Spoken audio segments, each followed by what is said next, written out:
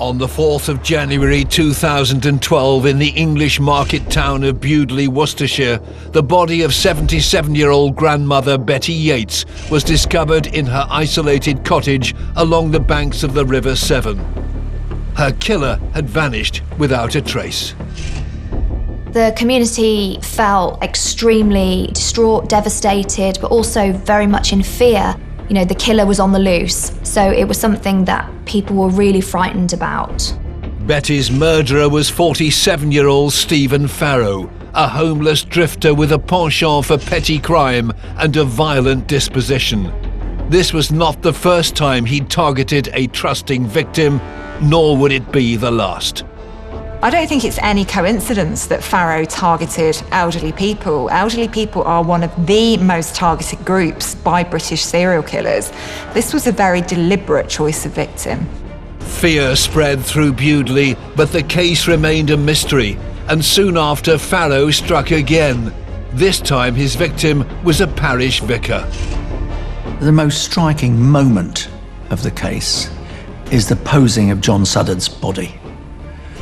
It's an act of gross depravity. Driven by selfish greed, he showed no remorse for the crimes he committed. He ruthlessly beat, stabbed and killed 2 elderly victims and left another scarred for life. This makes Stephen Farrow one of Britain's most evil killers.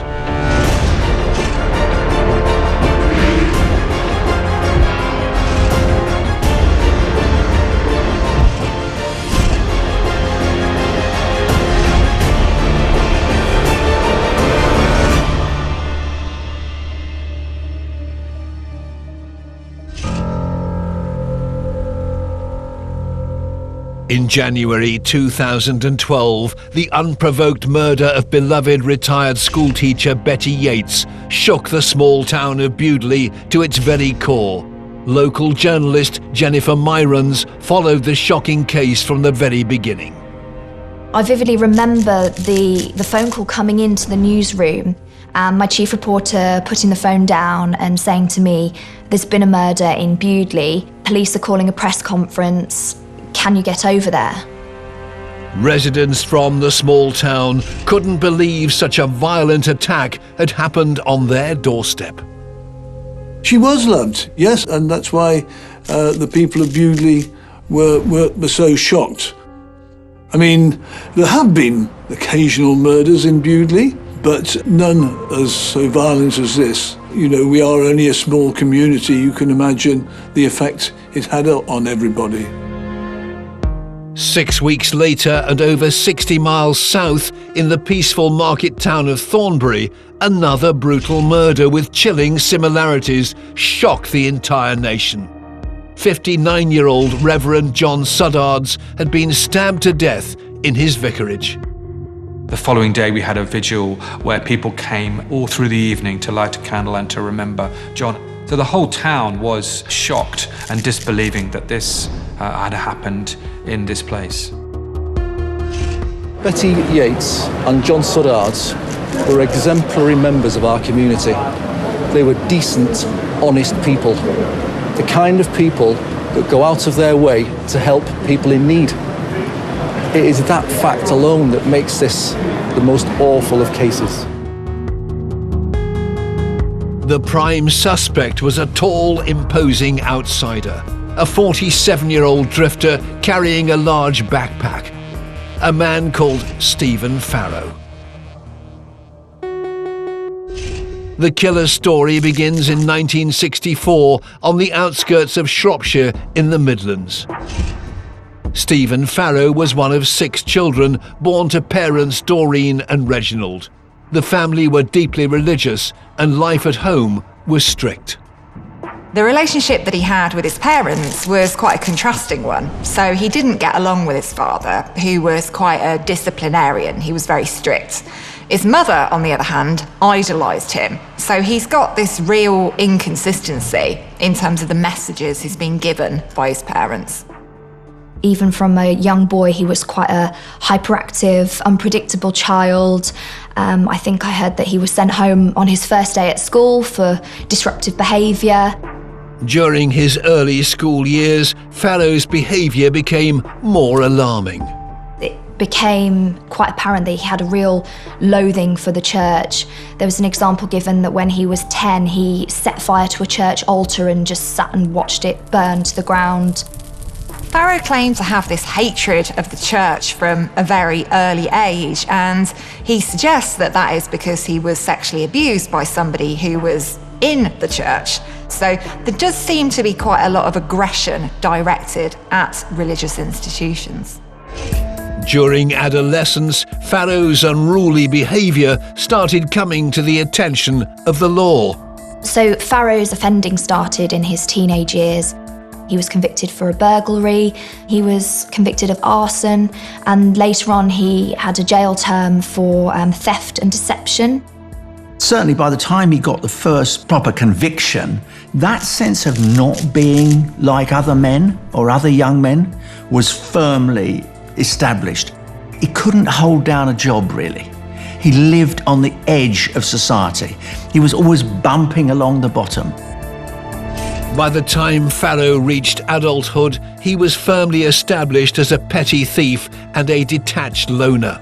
In and out of prison, his offending was beginning to escalate. But it wasn't until 1994 that his criminal pursuits would become violent. Farrow was doing a 4-year stretch in prison for burglary, deception and theft when he was allowed out on day release. And he'd previously known a woman called Stella Crow who operated a kind of informal B&B premises in Stourbridge. So on his day out of jail, Farrow sought out Stella and turned up to stay with her. 78-year-old Stella was not expecting what happened next. He knocks on her door and forces his way in. He produces a knife and a really nasty scuffle breaks out. And then, in an absolute explosion of violence, he starts punching her. And he punches her brutally in the face, repeatedly, not only blackening both her eyes, but also knocking some of her teeth out. It's a brutal, brutal attack, leaving the poor lady absolutely traumatized. After the ferocious assault, Farrow headed into the kitchen, leaving Stella beaten, bloody and unconscious on the floor. I think he did deliberately choose this place. It was somewhere he knew, it was somewhere he was familiar with. He knew exactly where the jar of money was that she kept downstairs. And I think he fully intended to steal from Stella on the day that he went there.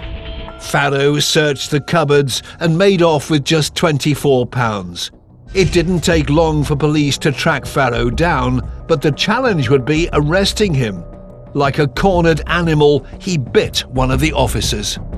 Farrow's attack on Stella Crow was really the first long jail term he got. He got 8 years for aggravated burglary, and until then his crimes had been more lower level, certainly not as violent. So this was the first time in his conviction history that he's gone down for a violent attack. Having convinced the authorities that he was a reformed character, Farrow was released from prison early in 2000. He then disappeared without a trace. He became, I suppose you'd call it now, a vagrant, really. Certainly a rough sleeper. He was quite fond of building camps in the countryside, sustaining himself by thieving, bits and pieces from shops, little bits of money here and there, little bits of burglary. Then he would fish. He was a keen fisherman, which had developed throughout his life. He would cook the fish he caught to sustain himself.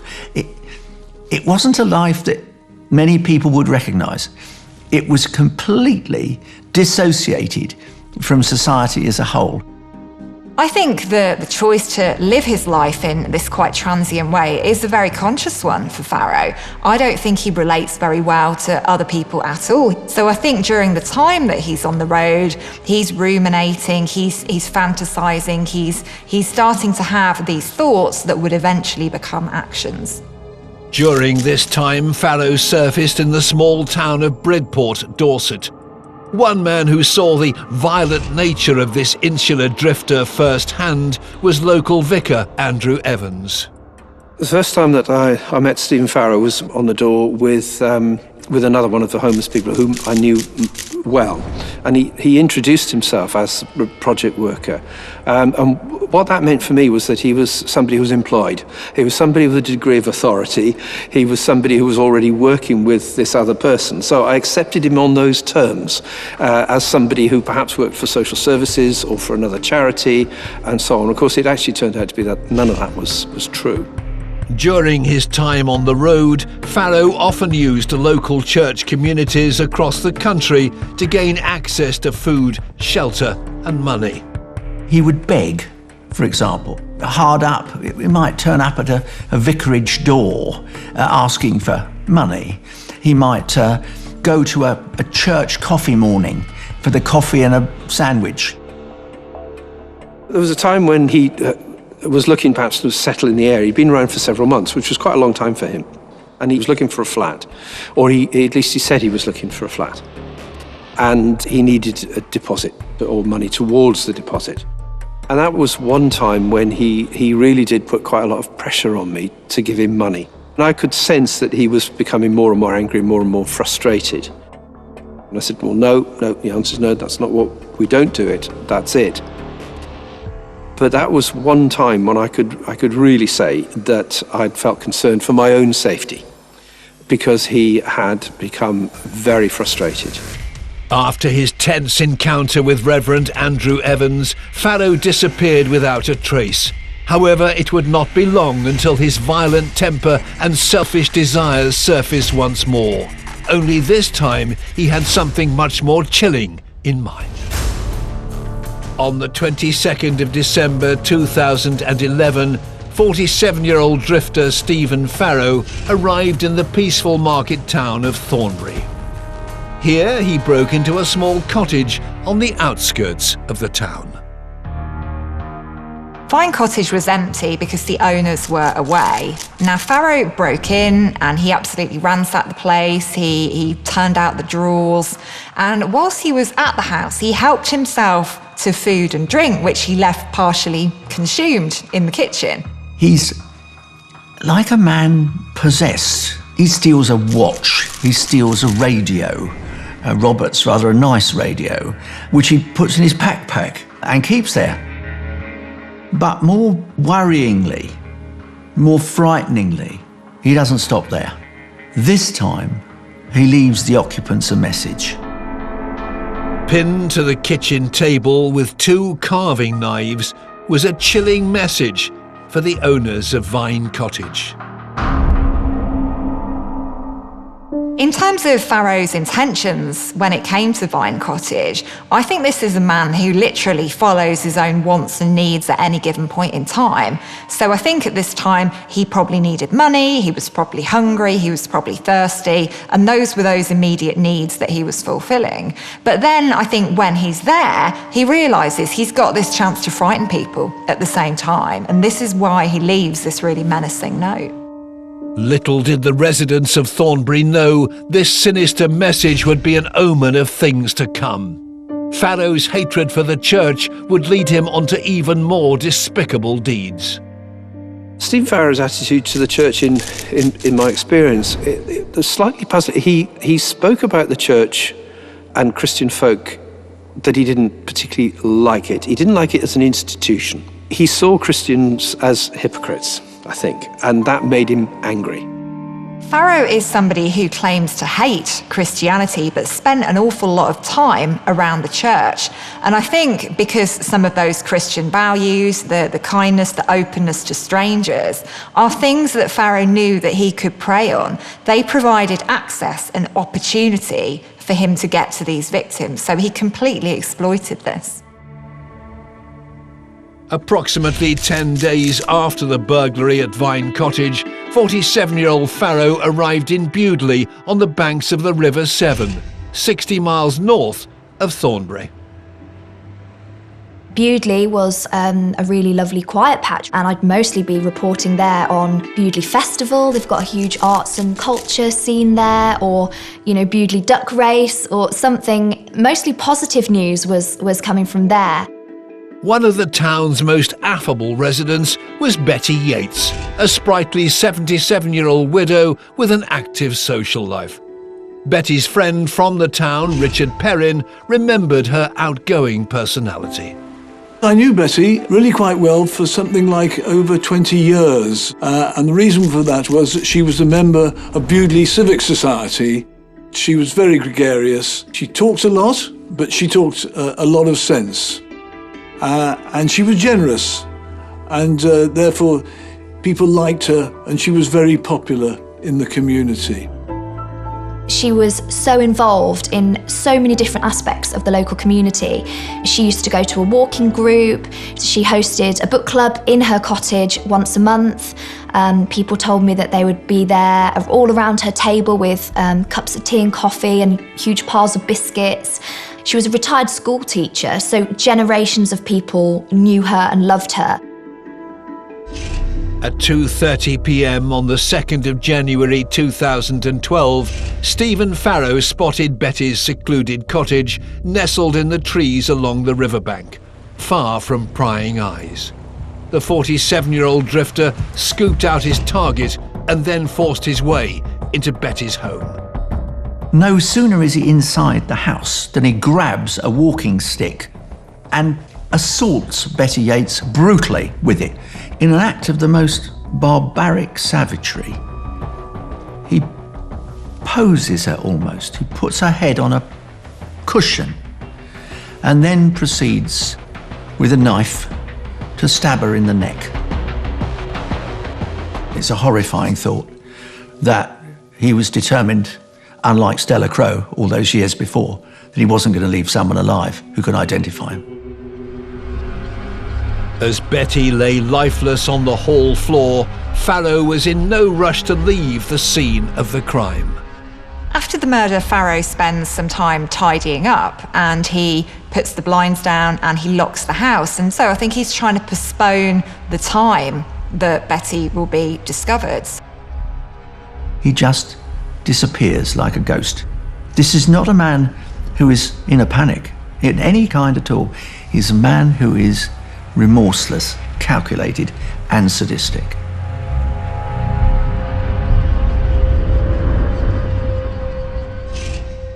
Two days later, on the 4th of January 2012, a worried friend called in at the cottage when Betty didn't arrive at her walking group.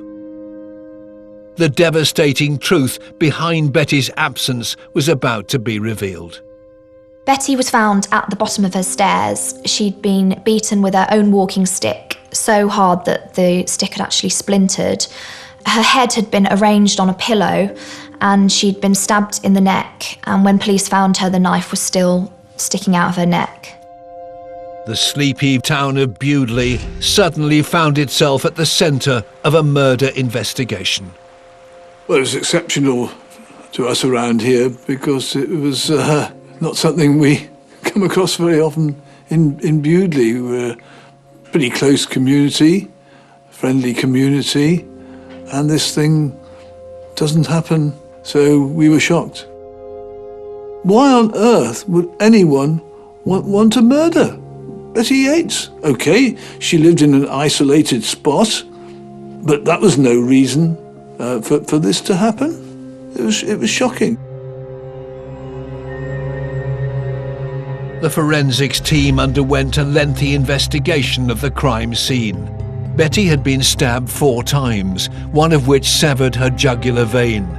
Investigators also made a surprising discovery when they examined the cushion underneath Betty's head. The fact there's no blood beneath the cushion is a very unusual finding. If you're putting a cushion under somebody's head to look after them or comfort them, you'd expect blood on the floor. It implies that her head is on the cushion when the stab wounds are inflicted to her neck. It's a very bizarre sequence of events. This isn't some act of empathy or anything like that. It is something that is serving his immediate needs. So it could be that he gets irritated by the sound of her head hitting the floor. It might be that this absorbs some of the sounds. So this is all about him. This is not about his victim. Jennifer Myrons was one of the first local journalists to hear about the murder. It was quite dark, and we just gathered outside a police station, and the policeman told us the very little information that they had, that there'd been a murder. An older woman had been killed in a remote riverside cottage, and that was really all we had to go on at the time. Dozens of police and forensics investigators descended upon the small community looking for potential leads. Betty Yates' murder was a huge case for the area, so there were 50 officers working on it. So you'd see search teams in the areas around the house and also in the town speaking to people.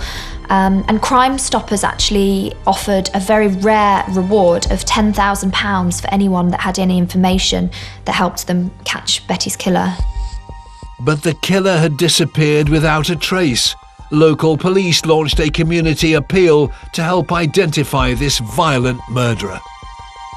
The police had invited press to come as part of their appeal to see the location, so it might help people jog their memory.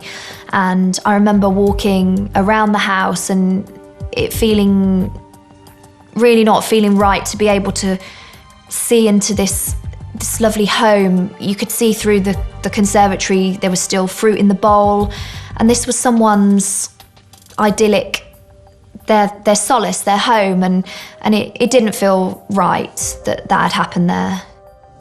As details of the murder started to filter through the town, fear that the killer could strike again caused dread amongst the locals. This murderer could still be amongst us all. The police didn't seem to have any leads. There was a very big concerted effort by the police. You could see that by the number of police officers around the place. And, naturally people were worried that there might be somebody still around Bewdley. I think because Betty was so well known in the community, her death and the horrific manner of it touched a lot of lives. As the local paper, each week we were following the latest leads, and there were things like the idea that it could have been a burglary gone wrong, the idea that it could have been someone Betty knew. There was an appeal for a grey Audi, a man wearing a red hoodie, and there were all these different lines that never really got anywhere. Tensions mounted in Bewdley as the weeks slid by and the police came no closer to catching Betty's killer. But by February 2012, the elusive Farrow was on the move again. This time, a member of the clergy was in his sights. By February 2012, West Mercia police were no closer to catching the killer of devoted grandmother, 77-year-old Betty Yates. Meanwhile, her killer, 47-year-old Stephen Farrow, was hiding in the British countryside, avoiding the authorities. Here is a man who's existing beyond society, beyond the law, under the radar. It's as if he just disappears into the undergrowth, commits a crime, disappears. It's that extraordinary ability to hide that makes it so remarkable for me. But as the English weather continued to deteriorate, Farrow made the decision to visit one of his regular haunts. Once again, he arrived at the door of Reverend Andrew Evans in Bridport on the south coast. It was a surprise. It was dark, it was pouring with rain, he was all covered up. With him, I was always very friendly, always very respectful, as I tried to be with all of them, but also always very cautious. And I felt cautious that night. Steve Farrow had said that he had actually been in Gloucestershire. Then I think he'd said that he was heading towards Kent, where I'm not sure if he had a family member or sister or friend or something like that, which again was an unusual detail for him. It was quite evident that he wasn't right, even for him. I suspect he had probably spiraled out of control. One of the reflections for me was that, I'm glad he walked away that night. because he'd said to me, you don't know me, you don't really know me, you don't know what I'm capable of. As Reverend Evans reflected on his narrow escape, Farrow travelled north, and on the 13th of February 2012, he arrived in Thornbury, the location of his burglary at Vine Cottage 6 weeks before. Bruce Goodwin was the curate at Thornbury Parish Church, alongside the vicar there, 59-year-old Reverend John Suddards. John was a really nice man. He's in the model of an old-fashioned priest. He took Jesus' words, love your neighbour as yourself, to heart, and he had a real heart for the poor and needy, those on the margins, and perhaps as a single man he was able to give more time and energy to those things within the church. Charitable and gentle, Reverend Suddards had arrived 6 months earlier to bring his community-focused ministry to the local area. Back in November 2011, he appeared on the local radio. This is Gloss FM, and you're listening to Down Your Way with Nick Thornley and Daphne Ashton. How do you feel about the church staying open, John? I think it's very important. We want the church to be there for anyone who needs it, and we try to make sure that it's open during daylight hours. But the church has been there for the people of Thornbury for hundreds of years. One of the things that he chose to do as a single man in a fairly sizable vicarage was to allow those who were perhaps passing through or needed a place to sleep to lodge on his porch. And we do have to take risks, but we believe that they're the risks that we're called upon to take. He had that kind of open door policy, and he often left his light on so that those passing could see that he was there. At approximately 5 p.m, Farrow appeared on the Reverend's doorstep. The unsuspecting vicar opened the door, as he always did. Suddards is attacked almost immediately. He opens the door. He's stabbed repeatedly, at least 3, in the neck and the abdomen, and 1 specifically in the chest, which actually punctures his heart. The 59-year-old vicar was taken completely unawares by the violent Farrow. He's talked in the past about sometimes the dangers of being in a vicarage and having to answer the door to strangers. I doubt he could ever have thought that he would actually lose his life to someone who knocked on his door. During the attack, the vicar tried to defend himself, sustaining cuts to his hands and arms.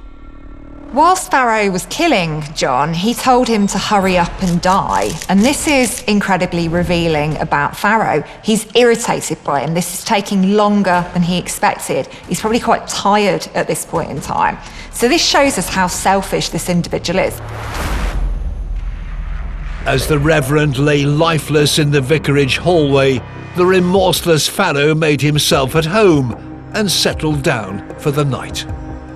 When this picture of how the Reverend had died and what had happened afterwards, with Farrow staying at his house the whole evening with his body and drinking his beer and watching his DVDs, it really feels very chilling that someone could do that. This would appear to be quite high-risk behaviour for somebody who's just carried out a murder. But the thing you need to remember about Farrow is he only cares about himself. By 6 a.m. the next morning, Farrow had locked up and left the vicarage. He boarded a local bus and disappeared once again. Farrow's in the wind. He's absolutely under the radar again. He's hiding, as he's always hidden, beneath the radar, in the undergrowth. Later that morning, 2 workmen arrived to do some renovation work on the vicarage. When they entered the property, they were confronted with a horrifying sight. The way that John Suddards was found, there were various items scattered around his body, things like a Bible, a picture of Jesus, a calendar, and there'd been party poppers let off over his body.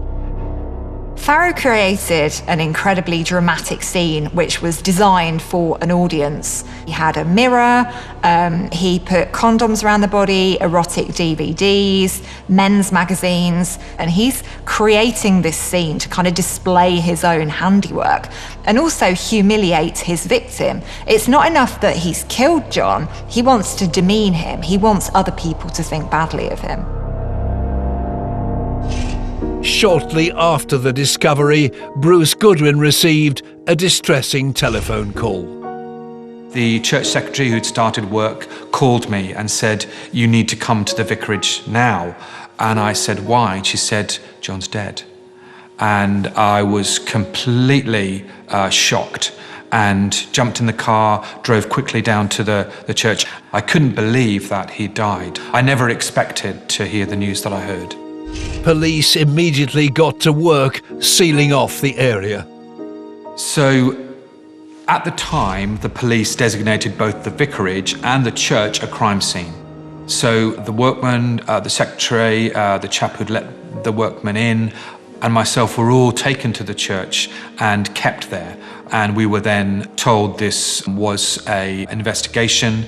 It's very important we didn't leave the area. Farrow's depraved acts also extended beyond humiliating the innocent vicar's body. Police found help written in blue ink behind a painting at the crime scene. And Farrow wrote this because I think he's essentially trying to create a bit of a mental instability narrative around this murder. He's perhaps trying to appear to be unstable and insane. As Farrow travelled south back to Thornbury, local police were hot on his trail. Unlike Betty's isolated cottage, John's vicarage was just outside the hustle and bustle of Thornbury town. Using CCTV, police tracked Farrow's movements as he walked up Castle Street towards the vicarage on the evening of the murder. They then located him on Castle Street once again on the morning after the murder.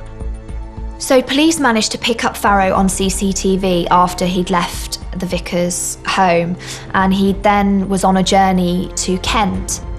But now you've got the Crime Watch appeal for Betty Yates' killer, and you've got a sustained appeal from the police in Thornbury for the killing of John Suddards.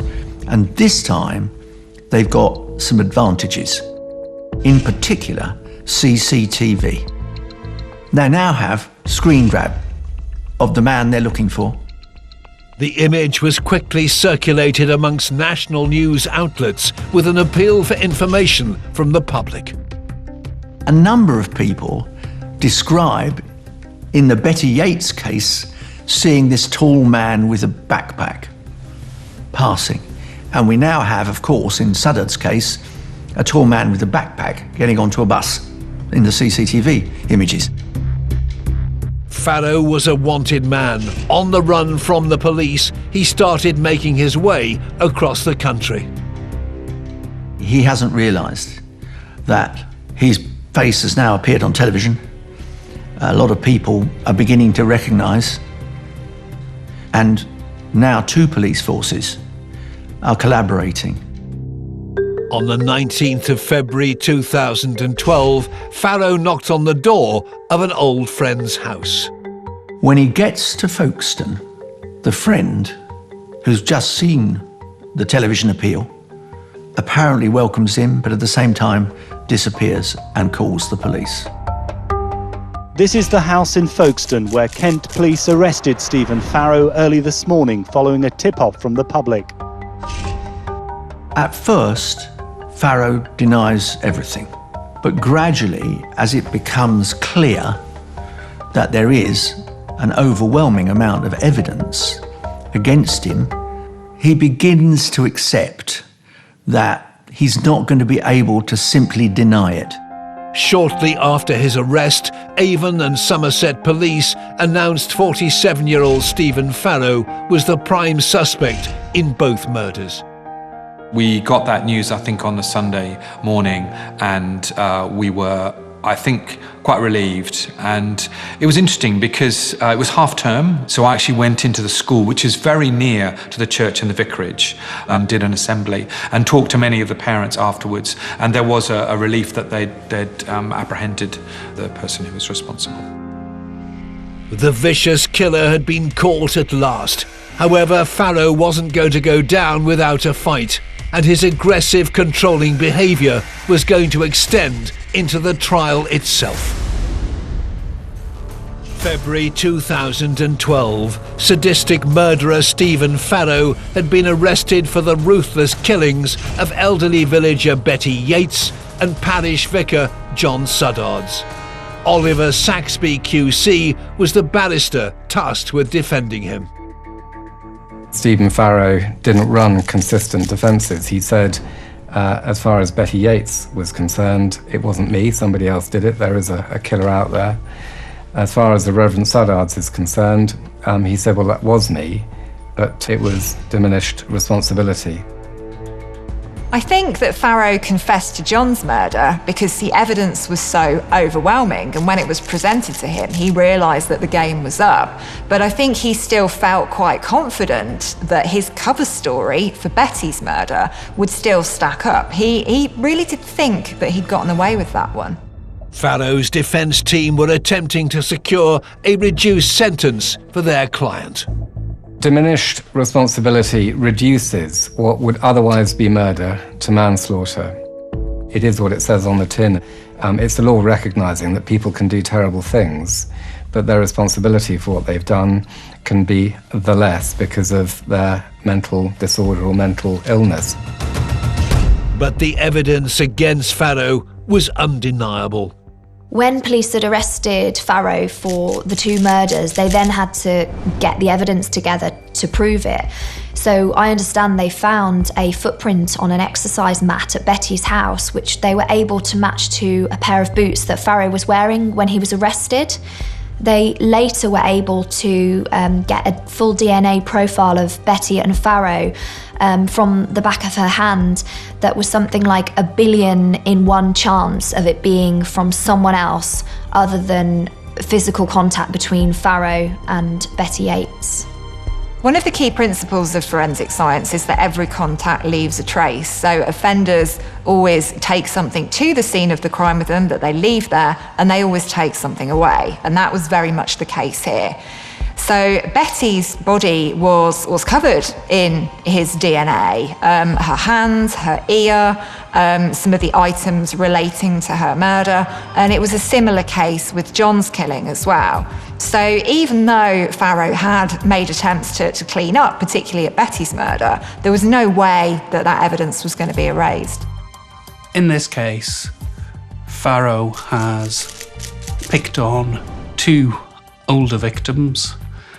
He has stabbed them, and stabbed them in slightly unusual places. So the head and the neck are not as common a target as the chest and abdomen. So we're starting to build a picture of similar events, similar mechanisms of assault, and that will start to produce links between those 2 crimes simply from the way that somebody committed them. In the end, it is the DNA evidence that is conclusive. And Farrow can wriggle as much as he wants, but the DNA doesn't lie. The trial began on the 4th of October 2012 at Bristol Crown Court. In order for diminished responsibility to become a defence, the jury has to be satisfied not only that there was some problem with mental functioning, some mental disorder or mental illness, but also that it played a part in what happened. Various psychiatric reports were run on Farrow and they were read out to the jury, and psychiatrists found that yes, he was a psychopath, but he did know the difference between right and wrong and that he knew what he was doing. The personality disorder that's associated with Farrow is psychopathic personality disorder. So this is about having a lack of empathy, a lack of guilt, a lack of remorse, essentially not feeling bad when you hurt other people. He knew that he was harming these people. He knew that it was wrong. And as a result, he was culpable for these crimes. After his initial hearing, Farrow refused to attend the trial. Instead, his interactions with the court were conducted by video link. At one point, the jury passed a note asking whether they were going to hear from him, hear his account of things. They used his first name. They said something like, "Are we going to hear from Steve?" I think. But he didn't give evidence. He didn't want to give evidence. He was quite happy for the case to carry on in his absence. We explained to him that it may count against him in the minds of the jury. Although, having said that, the judge was good enough, and I think quite right too, to warn the jury against jumping to any conclusions about his non-attendance. I mean, goodness, they'd heard an awful lot about him and his background, and I suppose the fact he didn't turn up to court was the very least of his problems. I think he just was quite happy where he was, frankly. For me, I was reporting almost in isolation Betty's case. So during the court case, for all these other violent episodes of his past to come forward and to hear about what happened to John Suddards, it really, paints a picture of a very violent and dangerous psychopath. On the 2nd of November 2012, all 12 jury members found Stephen Farrow guilty of the murder of John Suddards. He was also convicted of the murder of Betty Yates by a majority of 11. This was not a fit of rage. He didn't just kind of kill these people in some delusional episode and then come to afterwards, because he was so methodical, he was so strategic in cleaning up and getting away afterwards. It is truly dreadful. And Farrow's lack of remorse, underlining, as if we need it to be underlined, his callousness, his brutality, his lack of empathy. There could be no clearer indication that the jury did not believe a word of this diminished responsibility defence. On the same day, Judge Mr. Justice Field passed a whole life sentence for these ferocious crimes. Farrow would remain behind bars for the rest of his life. There are some people who have committed crimes that are so heinous that we can never justify releasing them into society. And I think it's a wholly appropriate sentence. These were, in the words of the judge who sentenced him to a whole life term of imprisonment, one of broadly only 60 or so prisoners in the British system given whole life terms, called him a sadist. He called it an absolutely sadistic killing. That's precisely what they both were, utterly sadistic. The crimes of a man who wanted no more than the pleasure of taking another life. Throughout the trial, Betty Yates's family remained dignified in their grief. Her daughter gave a brief statement when Farrow was finally put behind bars. It is important that our mum does not become defined by the brutality of her death, but is celebrated for the 77 years of her life. She will be remembered by her family, friends, colleagues and pupils as a woman who was kind, determined and above all good fun. The murders had a tremendous effect on the community. Certainly in Bewdley, where I was, the loss of Betty was really keenly felt. So the communities were both absolutely devastated, really shocked and very frightened by what had happened. It's very sad, but it's one of those things that, has affected many people's lives in Thornbury. Fortunately, the Christian hope is that beyond the grave, John is safe in the arms of God. And so we have that reassurance. I think what's exceptional about this case is nothing to do with Farrow at all. It's actually his victims. They were vibrant, they were very community spirited, they were good people. And I think they're the ones that we need to remember. He was a remorseless and selfish drifter whose sense of entitlement drove him to brutal acts of violence. 2 of his victims were subjected to cruel and ferocious attacks that ultimately claimed their lives. That labels Stephen Farrow forever as one of Britain's most evil killers.